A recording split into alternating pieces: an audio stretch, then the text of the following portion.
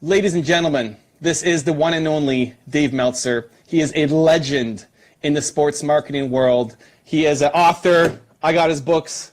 This is one that he co-wrote with Warren Moon, the legendary football player, and another one, Compassionate Capitalism.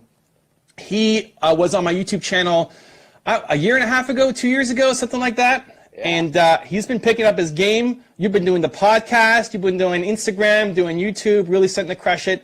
And David Meltzer, everybody, welcome aboard, man.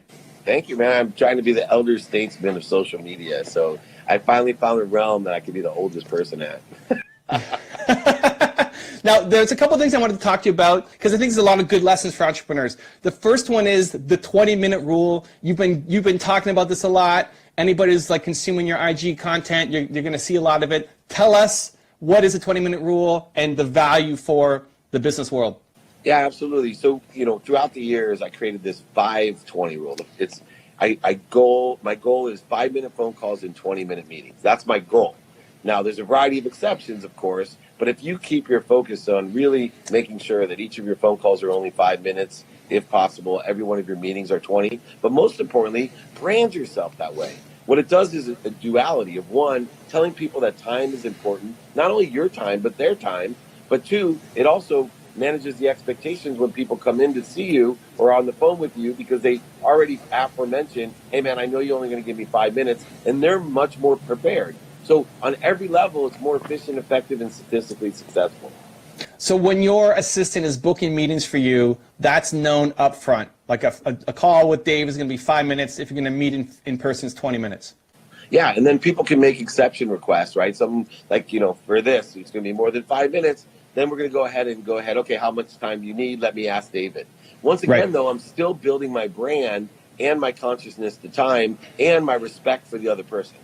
Right. Well, let's keep it to 20. Just keep it to the 20-minute rule here.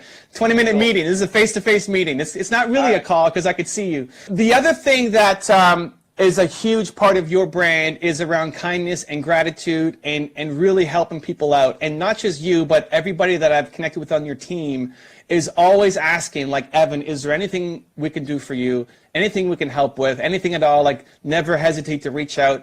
Explain kind of where that comes from for you and the value to entrepreneurs.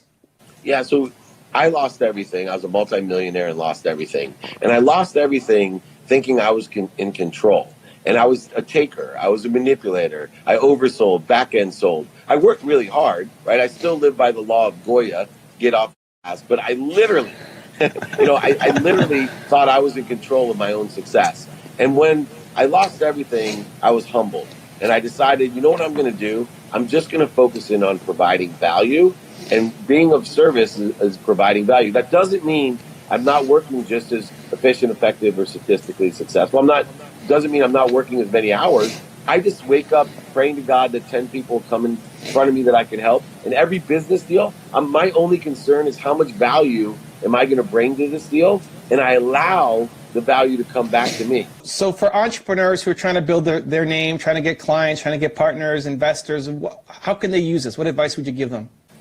Absolutely. So the best advice is, number one, as an entrepreneur using this, in order to have any type of impact, you got to stay in business. So don't fool yourself into playing the game so far out that we're saving. Look, the key to business as an entrepreneur is staying in business and allowing yourself the time to evolve into a successful, passionate, purposeful, and profitable business. And if you focus in on the value that you're providing your family, your community, your associates, all of these relate to your investors, if you're focusing in on providing value, everything else will come to that business as long as you're in business. I love it. Now, I want to talk about your journey and what you're doing now, because there's a lot of humbleness in what you're doing and starting over, right? I mean, like in starting Instagram from nothing, and now you're closing on 200K, and starting YouTube from zero. There's a lot of people who don't have the humbleness to do that because you've had, I know you're a humble guy, but you've had a ton of success that you don't, kind of brag about and put it on the front cover. Tell me why you care so much now about the podcast you're doing, the YouTube channel you're doing, the Instagram. Like, why does this message matter so much to you right now, getting it out? Yeah, I also the TV show, right? I have Elevator Pitch with Entrepreneur. Entrepreneur, yep. Let me explain this. Being a little bit more experienced, if somebody would have come to me 10 years ago and said, Dave, there's a way that 10 years from now that you can impact a million people a day. That was, in my mind, like even Tony Robbins wasn't doing that. You would have to have a daytime show every single day that had 1 million viewers to do that. 3 years ago when I wrote my book and I started understanding that my ideas could really help people, but I couldn't reach as many, I started realizing, wow, 10 years from now, if I stick to it, in November I had 200 followers on Instagram. You just mentioned I have 200,000, approaching a few short, but truly engaged followers, right? These people listen but every single day, I'm in front of 200,000 people every day impacting and helping and being of service.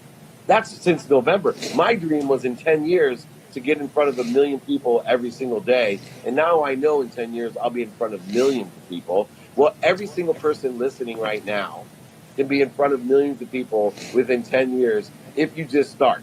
I deal with a lot of big name authors who've written tons of huge books, and they're part of the old school, and they don't want to get on Instagram, or they know it's there on YouTube, they know it's there, but they've written, 15 books, all these bestsellers, and they're kind of just coasting on what they're doing. What was the moment for you to say, okay, like this is important, what happened in November that made you feel, Instagram, I'm gonna do something big?